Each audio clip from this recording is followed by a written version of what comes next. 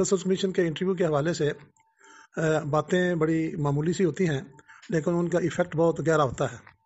تو میں جو میرے ذہن میں میرے تجربات ہیں میں آپ کے سامنے پیش کرتا ہوں کہ سب سے پہلی بات یہ ہے کہ نبی کریم صلی اللہ علیہ وسلم نے فرمایا ہے کہ مسلمان کے لیے وضو جو ہے نا، یہ اس کا بڑا بہترین ہتھیار ہے۔ تو میرا مشورہ آپ کو یہ ہوگا کہ آپ حتی المقدور کوشش کریں کہ وضو کر کے جائیں، اور اگر ایسے بھی بہتر ہو جائے کہ 2 رکعت نماز جو ہے وہ صلاۃ الحاجت پڑھ کے جائیں۔ اس سے اللہ تعالیٰ آپ کا سینہ کھول دیں گے، اور وقتی طور پر اگر کوئی سوال کا جواب نہیں بھی آتا تو اللہ تعالیٰ فوری طور پر القاء کر دیں گے آپ کے ذہن کے اندر، آپ بالکل تکے سے جواب دیں گے، لیکن اللہ تعالیٰ وہی بات آپ کی زبان سے نکالیں گے جو صحیح اس چیز کا جواب ہوگا۔ تو یہ اللہ سے مدد حاصل کرنے کے لیے وضو اور 2 نوافل جو ہیں یہ ایک بہت بڑا کامیاب ہتھیار ہے، لیکن یقین کے ساتھ کر کے جائیں، یہ نہ ہو کہ اچھا دیکھ لیں کرتے ہیں اور یقین آپ کا کوئی نہ ہو۔ ایک پہلی بات تو یہ ہے۔ دوسری بات یہ ہے کہ آپ کا اپنے اوپر اعتماد جو ہے نا وہ مکمل طور پر اپنے حواس قائم رکھیں۔ کیا ہوگا، خدا نخواستہ اگر کوئی سلیکٹ نہیں ہوتا تو یہی ہوگا نا، سلیکٹ نہیں ہونا، لیکن اگر آپ اپنے حواس قائم رکھیں گے، اپنا کانفیڈنس بحال رکھیں گے، پورا اعتماد رکھیں گے اپنے اوپر، گھبراہٹ کو اپنے اوپر طاری نہیں کریں گے، تو اس کا نتیجہ یہ ہوگا کہ آپ جو بھی جواب اپنے اس وقت فوری طور پر سوچ کر جو جواب دیں گے، اس کانفیڈنس کی وجہ سے بھی اللہ تعالیٰ وہ آپ کے زبان سے اتنے جو ہے نا وہ کانفیڈنس کے ساتھ بات نکال دیں گے کہ دوسرا اس سے متاثر ہو جائے گا۔ ایک بات میں اسی بات کو جو میں نے کی ہے اس کو دوسرے لفظوں میں یوں عرض کروں گا کہ بعض اوقات جو بات صحیح کی جاتی ہے لیکن آپ تذبذب میں ہوتے ہیں کہ پتہ نہیں میں سچ کہہ رہا ہوں کہ غلط کہہ رہا ہوں، اور اگر وہی اسی بات کے بارے میں آپ کا ذہن یہ ہو کہ میں صحیح کہہ رہا ہوں، تو آپ کے اندر ایک کانفیڈنس ہوگا، جس طریقے سے آپ اس کو جواب یعنی اپنا جواب جس طریقے سے دیں گے اس کا اثر دوسرے پر ہوگا کہ یہ جو بات کر رہا ہے صحیح کہہ رہا ہے، ٹھیک ہے نا۔ تو کانفیڈنس جو ہے نا وہ آپ کا بالکل آپ کے حواس قائم رہنے چاہیے۔ اچھا، اس کے بعد اسی بات کو میں یوں بھی کہوں گا کہ جب آپ کا اپنے آپ پر کانفیڈنس ہوگا نا تو آپ کے چہرے کے جو تاثرات ہیں نا وہ بھی بالکل ٹھیک رہیں گے۔ آپ ایک بات کرتے ہیں تذبذب کے ساتھ تو چہرے کے تاثرات اور ہوتے ہیں، اور آپ کو دیکھ کر آپ کے بولنے کے انداز کو دیکھ کر دوسرا سمجھتا ہے کہ یار جواب تو صحیح دے رہا ہے لیکن اس کے اندر نا اعتماد نہیں ہے، تذبذب میں مبتلا ہے۔ تو اپنے چہرے کے تاثرات کے اوپر اعتماد بالکل یعنی اعتماد ہی کا اظہار ہو، بے یقینی کا اور گھبراہٹ کا، ہونٹوں کا خشک ہو جانا، اس طرح کی کیفیت اپنے اوپر طاری نہ کریں۔ میں نے یہ زندگی میں مشاہدہ کیا ہے کہ جو ہے نا آپ اگر یعنی اپنی بات اعتماد کے ساتھ کرتے ہیں تو آپ کے چہرے سے بھی اس کا اظہار ہوتا ہے، اور آپ کے چہرے کو پڑھ رہے ہوتے ہیں۔ بعض اوقات تو سچی مچ ایسے ہوتا ہے کہ آپ کے پاس ایک سائیکالوجسٹ بھی بیٹھا ہوتا ہے، اور محکمے کا جو ایک بندہ نا جو اندر ایکسپرٹ بیٹھے ہوتے ہیں ان میں ایک چیئرمین ہوتا ہے، 2 شعبے اپنا سبجیکٹ کے ایکسپرٹ ہوتے ہیں، اور ایک محکمے کی طرف سے ہوتا ہے۔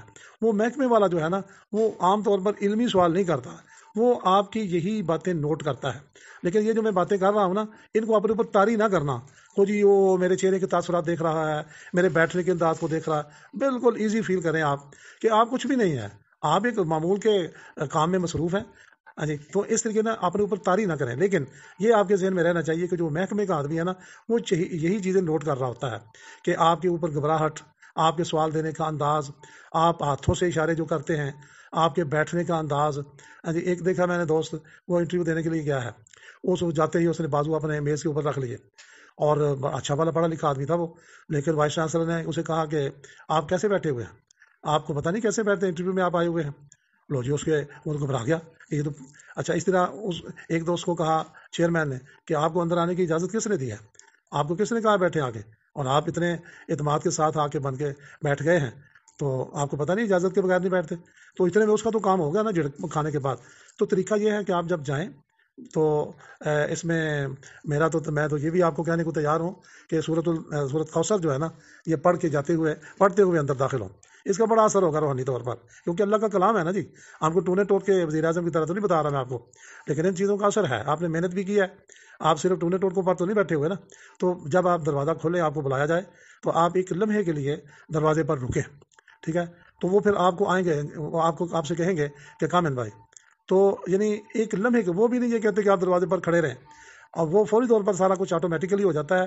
آپ دروازہ کھولتے ہیں، رکتے ہیں تھوڑا سا، تو وہ کہتے ہیں جی ہاں جی کام آن جی تشریف لائیے جناب، تو آپ جا کے بیٹھ جائیں، کوئی گھبراہٹ، کوئی افراتفری، بالکل معمول اور کانفیڈنس کے ساتھ آپ جا کے کرسی کو ادھر کریں اور کرسی پر بیٹھ جائیں. کرسی کے جو بازو ہیں نا آپ کی یعنی پیچھے اس کے ساتھ ٹیک لگا لیں. ٹھیک ہے، نہیں اور جو بازو ہے نا کرسی کے، اس کے اوپر اپنے بازو رکھ لیں. میز کے اوپر آگے جو میز ہے اس کے اوپر جھکنے کی کوئی ضرورت نہیں ہے، اور یوں بالکل آکڑ کے بیٹھنا جسے کہتے ہیں وہ بھی تاثر نہ ہو. اپنے وزن پر بیٹھیں. ٹیک لگانے کے بھی اتنے پیچھے ٹول لگا کے جسے کہتے ہیں وہ بھی اتنا تاثر نہ دیں، اور اپنے آپ کو کسی طریقے سے شو نہ کریں کہ میں نہیں گھبرایا ہوا. وہ میں نہیں گھبرایا ہوا کچھ ظاہر کرنے کے لیے نا بعض بات اوور ایکشن بندہ کر جاتا ہے. تو بالکل اپنے ذہن پر کوئی سوال ہی نہ کیجیے کہ میں کس چیز کے لیے آیا ہوں یہاں پر. اور اچھا، یہ تو باتیں ہو گئیں کہ اندر داخل ہونا آپ کا، پھر کرسی پر جا کر بیٹھنا. کرسی کے بازوؤں پر آپ اپنے بازو رکھ لیں، اور یعنی چیئرمین کی طرف آپ اپنی توجہ رکھیں، اور یہ نہ محسوس کریں کہ کبھی ادھر دیکھتے ہیں کبھی ادھر دیکھتے ہیں، اور وہ جو ہے نا پریشانی کا اظہار نہیں. آپ چیئرمین کی طرف دیکھیں. جاتے ہی چیئرمین آپ سے سوال کرے گا، اس میں آپ کا نام پوچھیں گے، جی آپ مسٹر فلانا ہیں؟ ہاں جی، آپ مسٹر فلانے ہیں. وہ پوچھے گا، آپ اس کو فرمائیں یس سر. اچھا جی، آپ نے ایم اے کہاں سے کیا؟ یا وہ خود بولتا ہے کہ آپ نے اچھا جی ایم اے آپ نے پرائیویٹ پنجاب یونیورسٹی سے کیا ہے. اچھا، اس میں کتنے نمبر تھے آپ کے؟ اس میں اتنے نمبر لیے. بی اے آپ کا فلانی یونیورسٹی سے ہے، ایف اے فلانا سے ہے، میٹرک فلانا سے ہے. ٹھیک ہے جی، یہ آپ کے کوائف ہیں. پھر بعض اوقات جو اچھا چیئرمین ہوتا ہے نا، وہ آپ سے کہتا ہے کہ آپ ذرا کوئی ایسا پوائنٹ جو آپ کی فیور میں جاتا ہو. اچھا، یا تو یہ کہہ دیتا ہے اس میں بھی آپ جو مطلب ہے کہ ہونا جو صحیح بات ہو وہ کر دیں. اچھا، ایک بات اور بھی ہے کہ یعنی وہ کہیں گے کہ آپ کے پلس پوائنٹ جو ہے نا وہ بیان کریں. آپ جو بنتے پھبتے ہیں بالکل وہ مختصر لفظوں میں، بالکل مختصر لفظوں میں آپ بیان کریں. اچھا، دوسرا یہ ہے کہ اپنے نام کے ساتھ جو آپ لکھتے ہیں نا، اپنے نام کا معنی آپ کے نام کا.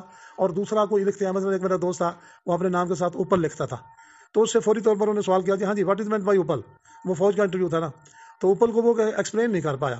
اچھا جی، آپ قریشی کہتے ہیں اپنے آپ کو، آپ نے بخاری صاحب لکھا ہوا ہے، بھٹی صاحب لکھا ہوا ہے آپ نے، تو یہ قریشی کون تھے بھائی؟ یہ کیسے کیا نسبت ہے؟ آپ کو قریشی کا آتا پتہ ہونا چاہیے کہ اس کا سیاق و سباق کیا ہے. اگر آپ بخاری صاحب لکھتے ہیں تو آپ کو پتہ ہونا چاہیے اچھا شاہ صاحب آپ نے لکھا ہے اپنے نام کے ساتھ، یہ شاہ صاحب کا کیا اس میں آپ نے لکھا ہے.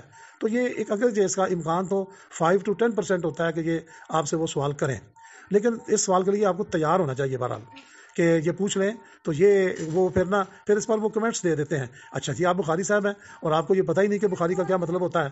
ٹھیک ہے، یہ باتیں بیٹے ذہن میں رکھیں. ایک بہت بڑی اہم بات میں آپ کو بتاؤں، وہ یہ ہے کہ جو ہے نا کینڈیڈیٹ، اس نے انٹرویو اکثر اوقات خود دلانا ہوتا ہے. وہ اپنے منہ سے اتنے زیادہ یعنی جتنا وہ بلائیں، جتنا سوال کرے، جتنا ضروری ہو، کوشش کرے کہ آپ کے جواب میں سوال پورا جو ہے نا وہ کور کر جائے. اس کو آپ کی عبارت جو ہے نا جو آپ منہ سے بولتے ہیں اس سوال کو پورے طور پر کور کر دیں. مثلا میں ایک مثال دوں، اچھا جی آپ پڑھاتے ہیں، آپ ٹیچنگ کرتے ہیں، تو آپ کا یہ نہیں ہاں جی یہ نہیں ہے بات، آپ یہ کہیں جی ہاں سر میں فلانے کالج میں اتنے سالوں سے فلاں مضمون پڑھا رہا ہوں. اس آپ کے ایک فکرے میں پورا جواب اس کو مل جائے. اس کے لیے اگر وہ 4 سوال آپ سے کرے گا، پڑھاتے ہیں ہاں جی پڑھاتے ہیں، کہاں پڑھاتے ہیں؟ فلاں جگہ پڑھاتے ہیں. یہ جگہ کہاں ہے؟ اچھا جی فلاں جگہ پہ. تو 4-5 سوال بن گئے نا. آپ کوشش کریں کہ ایک ہی سوال کے اندر اس کا پورا ایک ہی جواب کے اندر اس کے پورے سوال کے تمام پہلو جو ہیں وہ کور ہو جائیں. تو یعنی آپ کا جواب سیلف ایکسپلینیٹری ہونا چاہیے، لیکن کم سے کم الفاظ جو ہیں اس میں آپ اپنا پورا جواب اس کو دے دیں، اس کو دوسری دفعہ سوال نہ کرنا پڑے. ٹھیک ہے نا. جب سوال در سوال ہوتا ہے نا تو پھر جواب کا کچھ عمر نکل جاتا ہے، پھر سوال کا امپریشن جو ہے نا وہ ختم ہو جاتا ہے. تو یہ بات ہے کہ تھوڑا بولیں لیکن پورا فکرہ بولیں، اور پورا جو کچھ وہ پوچھ رہا ہے نا وہ ایک فکرے کے اندر آپ بیان کرنے کی کوشش کریں. اسی سوال کو میں یوں بھی کہوں گا کہ آپ نے انٹرویو بعض اوقات خود دلانا ہوتا ہے. آپ اپنی طرف سے زیادہ فکرے بول کے نا تو اس کو متاثر کرنے کی کوشش کرتے ہیں، وہ آپ کے کسی فکرے کو پکڑ لیتا ہے اور اسی پر پھر سوال جواب شروع ہو جاتے ہیں. آپ اپنے آپ کو نا خود انٹرویو کی مصیبت میں نہ ڈالیں کہ آپ کے منہ سے ایسا کوئی فکرہ نکل جائے تو وہ پھر اس پر شروع ہو جائے گا. ٹھیک ہے نا. تو اس لیے میں پھر آپ نے جو جواب دینا وہ ایکسپلین کر دوں کہ اس کا جواب، اس کے سوال کا جواب آپ پورا ایک فکرہ جس میں تمام اس سوال کے حصے کور ہو جائیں، اس کو پورا مکمل جواب مل جائے، لیکن ضرورت سے زیادہ اپنی زبان سے آپ فکرے نہ نکالیں. ٹھیک ہے نا. انہیں سے وہ سوال پکڑ لیتا ہے. اکثر اوقات ایسے ہوتا ہے کہ وہ آپ کے بولے ہوئے فکروں میں سے کوئی حصہ پکڑ لیتا ہے، پھر اس کا وہ رگڑا لگا دیتا ہے اور ایسی وہ مدانی ڈالتا ہے اس کے اندر کہ پھر آپ وہ جواب آپ سے بن نہیں پاتا۔ تو یہ کہ آپ نے اپنا انٹرویو خود دلانا ہوتا ہے۔ اگر آپ کا کوئی بڑا پلس پوائنٹ ہے تو پھر ٹھیک ہے، آپ اس کو اس کی طرف متوجہ کریں۔ ہاں جی، تو اگر نہیں ہے تو پھر اس میں مثلا آپ کہتے ہیں ہاں جی میں نے فلانی جگہ سے درس نظامی کیا ہوا ہے، 6 سال کا کورس ہے میرا، تو وہ اس کو پکڑ لے گا وہ۔ پھر وہ سب سے پہلے آپ کی عربی کو چیک کرے گا کہ آپ نے 6 سال جو عربی پڑھی ہے تو کتنی کو آپ کو عربی آتی ہے۔ اگر ان میں سے کوئی عربی کا ماہر موجود ہو تو وہ فوری طور پر آپ کو پکڑ لے گا اور عربی کا ایسا رگڑا لگائے گا کہ آپ کو وہ مطلب ہے کہ مصیبت میں ڈال سکتا ہے۔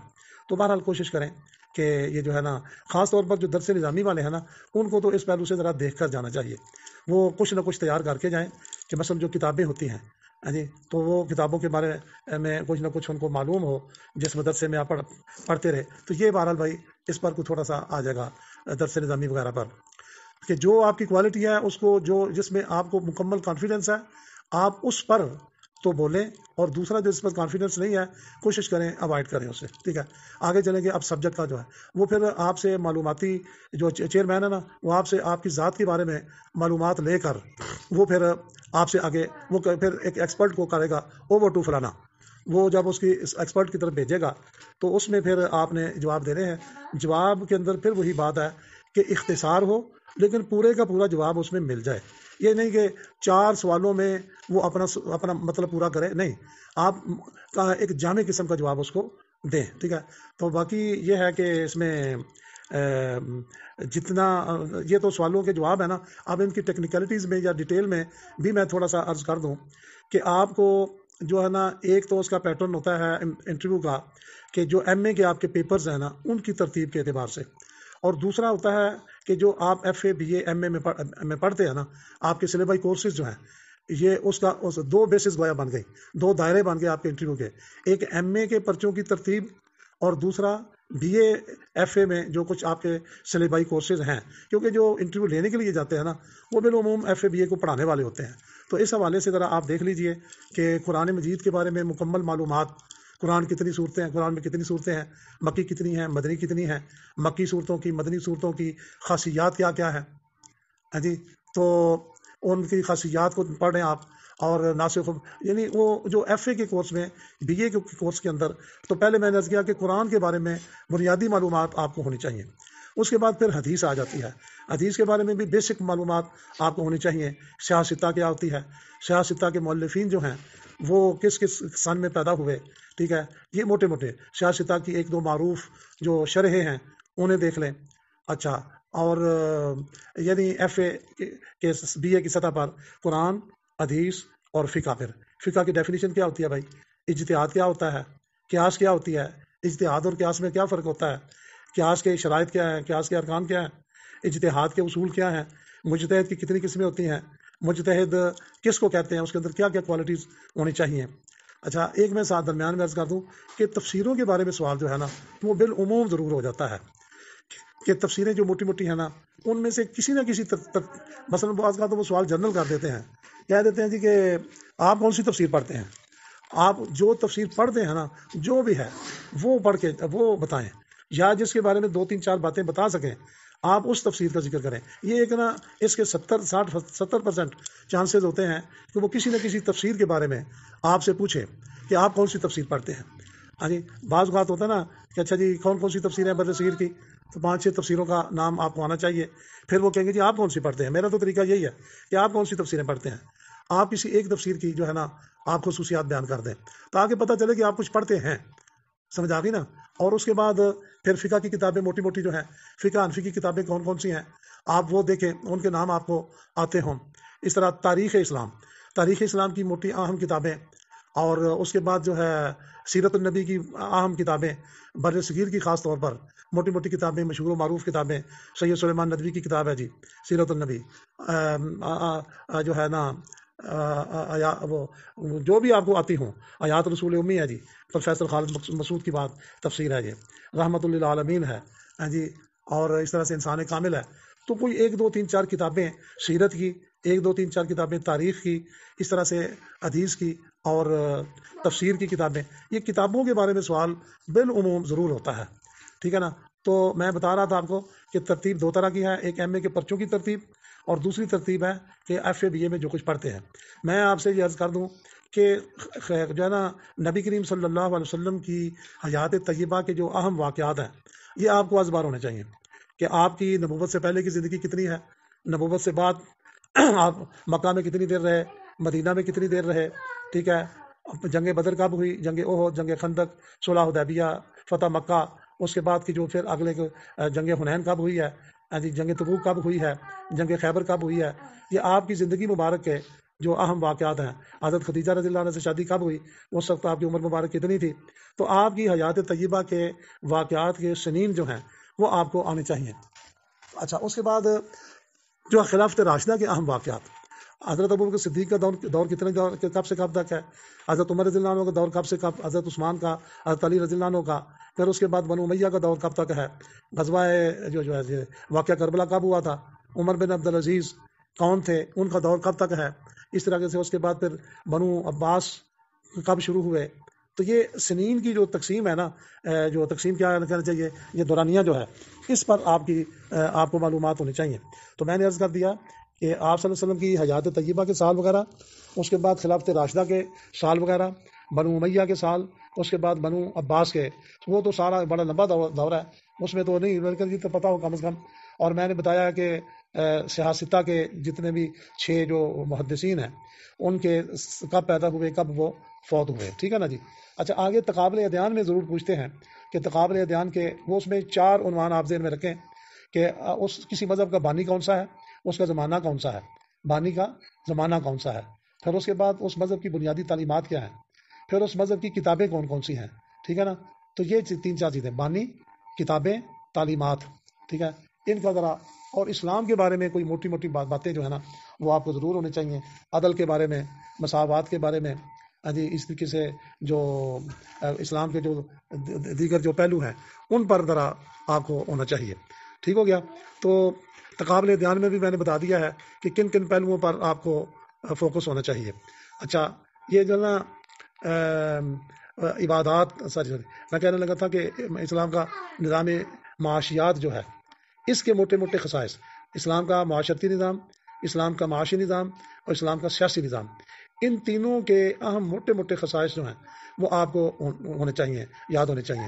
اور وہ خصائص بیان کریں جو اصل میں اسلام کو دوسروں سے جو چیزیں ممتاز کرتی ہیں، ٹھیک ہے نا. مثلا اسلام کا معاشی نظام ہے، اسلام کے معاشی نظام میں پہلے آپ کہیں کہ یہ نظام جو ہے نا یہ اللہ تعالیٰ کی طرف سے وحی پر مبنی نظام ہے، ٹھیک ہے. اس نظام میں حلال و حرام کا تصور ہے، اس نظام میں معیشت اور اخلاق دونوں لازم و ملزوم چیزیں ہیں، اس میں محنت کی عظمت جو ہے وہ بہت، معیشت اور اخلاق کا لنک بتائیں، محنت کی عظمت پر بتائیں، ٹھیک ہے. یہ ساری چیزیں وہ ہیں کہ جو اسلام کے معاشی نظام کو دوسروں سے ممتاز کرتی ہیں. اس طریقے سے معیشت ہے، سیاست ہے، اسلام کا نظام سیاست، اس میں تصور خلافت، تصور اقتدار اعلیٰ، ٹھیک ہے، جو اس میں کہ جو خلیفہ کا جو ہوتا ہے انسٹیٹیوشن جو ہے اس کی جو دوسرے نظاموں سے خلافت کا تصور جو ممتاز حیثیت رکھتا ہے، خلافت کو گویا آپ ڈیفائن کر سکیں کہ خلافت ہے کیا چیز، ٹھیک ہے نا. تو نظریہ اقتدار اعلیٰ اسلام کا کیا ہے، تو ان چیزوں کو آپ واضح کر لیں. تو باقی میرا خیال ہے بس آخری میری اس میں بات یہ ہے سبجیکٹ کے اعتبار سے کہ مسلمان سائنسدانوں نے جو کچھ کام کیے ہیں، کوئی موٹی موٹی چیزیں اگر آپ یاد کر لیں کہ جابر بن حیان، ابوبکر رازی، ابن سینا، موسیٰ الخوارزمی، ان 3-4 بندوں کے جو ہے نا خدمات اور ان کی خدمات کے نمایاں پہلو اگر وہ آپ کو آ جائیں تو یہ بڑی چیزیں ہیں. تو بہرحال بھائی آپ نا یہ سوال جواب کے دوران آپ نہ تو اوور کانفیڈنٹ ہوں اور نہ ہی بے اعتمادی کا اظہار کریں. جواب جو بھی دینا فل کانفیڈنس کے ساتھ جواب دیں. غلط ہوگا تو غلط ہوگا، لیکن بعض اوقات ایسے بھی ہوتا ہے کہ غلط ہوتا ہے لیکن آپ کے اندر کانفیڈنس ہے، تو وہ کانفیڈنس آپ کو بڑا فائدہ دے دیتا ہے. ایک بات میں شاید بھول گیا ہوں درمیان میں کہ خلافت راشدہ کے درمیان میں اس دوران میں جو جنگیں ہوئی ہیں نا، ان جنگوں کے سن وغیرہ وہ آپ کو یاد ہونے چاہیے. خلافت راشدہ کے دوران کی جنگوں کے سن وغیرہ یہ عام طور پر کالج میں جو پروفیسر اسلامیات پڑھاتے ہیں نا انہیں یہ باتیں عموماً یاد ہوتی ہیں. پھر جنگ جمل کب ہوئی تھی؟ ہاں جی، دوسری جو ہے جو حکمین مقرر ہوئے تھے یہ کس جنگ میں ہوئے تھے؟ جنگ جمل، جنگ صفین، یہ واقعات کب ہوئے؟ جو کربلا کا واقعہ ہے یہ کب ہوا تھا؟ یہ موٹی موٹی چیزیں جو ایف اے کا نصاب ضرور آخری مرتبہ آپ اس پر نظر مار کے جائیں، ٹھیک ہے نا؟ تو یہ چیز ہو گئی۔ تو باقی یہ ہے کہ جب تک وہاں آپ بیٹھے ہیں، وہی بات میں دہرا دوں کہ اس دوران میں آپ پچھلا اپنے کو ضرور سے زیادہ سیریس بھی نہ کریں اور ضرورت سے زیادہ کھل بھی نہ جائیں وہاں پر، ٹھیک ہے؟ اور کوئی ایسی خصوصیت، ہاں ایک بندہ گیا تھا ہمارا، تو وہ اس نے شرٹ جو ہے، مجھے تو نہیں معلوم تھا لیکن شرٹ جو ہے اس کی پینٹ سے باہر تھی، تو وہ پڑ گیا جناب، اس نے کہا تمہیں پتہ نہیں ہے کہ کس طرح انٹرویو دینے آتے ہیں؟ پراپر ڈریس کیا ہے؟ شرٹ کو باہر کر کے آتے ہیں کہ اندر کر کے آتے ہیں؟ شرٹ اگر آپ نے پہنی ہے تو وہ رنگ برنگی قسم کی شرٹ پہن کے چلا گیا، وہ ڈلے رنگ جسے پنجابی میں ہم کہتے ہیں نا، ان رنگ، وہ بڑے بڑے جو یہ چیک ہوتا ہے، کھلا کھلا موٹا موٹا بڑا بڑا اور شوخ کلر، اس طرح کے کپڑے پہن کے جانے کا قطعاً یہ ارادہ نہ کریں کہ ایک تو گاڑے رنگوں کے کپڑے، دوسرا یہ جو جسے میں کہہ رہا تھا ایسے پھولوں والے کپڑے، یا جو اس کے اوپر یہ بنے ہوتے ہیں چیک بنا ہوتا ہے جو ہے نا، اس طرح کے عام لائٹ کلر کے کپڑے جو ہے نا، عام طور پر لائٹ کلر کے، اور نبی کریم صلی اللہ علیہ وسلم کی سنت سے بھی پتہ چلتا ہے کہ آپ نے سفید کلر کو پسند کیا ہے۔ ایک کامن جو ہے نا لباس وہ سفید ہے۔ شلوار قمیض میں جائیں عام طور پر، اگر واسکٹ پہن جائیں تو پھر نور نلا نور ہو جائے گا، واسکٹ اور سفید لباس یہ ہمارا عام لباس ہے۔ اور جو ہے نا سر پہ ٹوپی ہو جائے، کوئی بھی ہو جائے، وہ آپ پہن کے جائیں۔ میں کہنا اصل میں اخیر میں یہ چاہتا ہوں کہ کوئی حرکت جو بڑی آئیڈینٹیکل ہو کہ جس سے آپ پہچانے جائیں کہ آپ فلانی پارٹی کے ہیں۔ آپ تو ویسے وہ ہماری اتنی شناختیں ہو گئی ہیں کہ وہ آٹومیٹیکلی بندہ پہچانا جاتا ہے۔ ڈاکٹر طاہر قادری صاحب کے جاننے والے وہ بھی پہچانے جاتے ہیں اپنی ٹوپی سے اور اپنے رکھ رکھاؤ سے، اہل حدیث بھی پہچانے جاتے ہیں، ہاں جی، پگڑی والے بھی، سبز والے بھی، چٹی والے بھی، سارے پہچانے جاتے ہیں۔ اب تو میں یہ نہیں کہہ سکتا کہ ایسا کوئی لباس نہ پہنے جس سے آپ کی شناخت نہ ہو، لیکن پھر بھی جتنا آپ اپنے آپ کو بچا سکتے ہیں کسی ایک مخصوص فرقے سے اپنا تعلق شو کرنے کے لیے۔ ہمارے ہاں یہ عام طور پر ایسے ہے کہ لو جی کمال ہے، یہی تو ایمان کے اظہار کا موقع ہوتا ہے، یہی تو جرت ایمانی ہوتی ہے۔ میں اس کو جرت ایمانی کو نہیں کہتا، ہاں ٹھیک ہے، داڑھی ہے، داڑھی رکھ کے اگر آپ کو کوئی کہتا ہے کہ آپ پینٹ پہن کے جائیں اور داڑھی بنا کے نہ اس کو تو نہیں میں تسلیم کرتا، یہ تو لے ڈوبتی ہیں چیزیں۔ جو آپ کا ہمارے شعار ہیں، داڑھی رکھ کے جائیں اور نہا دھو کے جائیں، اچھے کپڑے صاف ستھرے پہن کے جائیں، لیکن کامن لباس ہو۔ میرا مشورہ اس میں آپ کو یہ ہے کہ سفید ہو جائے، سفید نہیں ہے تو کم از کم لائٹ کلر کے کپڑے جو ہے نا وہ بڑا اچھا کرتے ہیں اس کو۔ اچھا، جب آپ کا انٹرویو اللہ کرے عزت آبرو سے ختم ہو جائے، انٹرویو کے بعد پھر آپ کو وہ خود کہیں گے جی آپ جا سکتے ہیں، آپ خود اٹھ کے بعض چلے جاتے ہیں تو وہ مناسب نہیں ہوتا، وہ خود ہی آپ کا کہتے ہیں اچھا جی تھینک یو ویری مچ جناب، اب آپ جا سکتے ہیں، تو پھر بڑے اعتماد کے ساتھ السلام علیکم ورحمۃ اللہ کہہ کے آپ اٹھ کے چلے جائیں، ٹھیک ہے۔ ایک دفعہ ایسے بھی ہوا تھا، لیکن وہ ہر جگہ نہیں ہوتا، وہ تو ایسے ایک خاص صورتحال تھی۔ وہ یہ تھی کہ وہ بچی بیچاری ایک آئی، تو وہ اسی کمرے کے اندر نا اتنے وہ الماریاں بھی اور دروازے بھی اس کے ایک جتنے ہی ان کی اونچائی تھی، تو وہ بیچاری نے جا کے الماری کا دروازہ کھول دیا باہر نکلنے کے لیے۔ تو اس طرح وہ پھر نہ اس کو کہنے کے بڑے موقع ملے، اور یوں ادھر ادھر باتیں کرتا رہا کہ تم مخبوط الحواس ہو، تمہیں سمجھ نہیں آتی، تم کدھر آئے ہو، کدھر سے آنا تھا۔ لڑکی تھی بیچاری، وہ پریشان ہو گئی۔ تو اس طرح سے نا آرام سے سکون سے السلام علیکم کہہ کر آپ چلے جائیں۔ تو باقی اللہ تعالیٰ آپ کے لیے آسانیاں پیدا کرے۔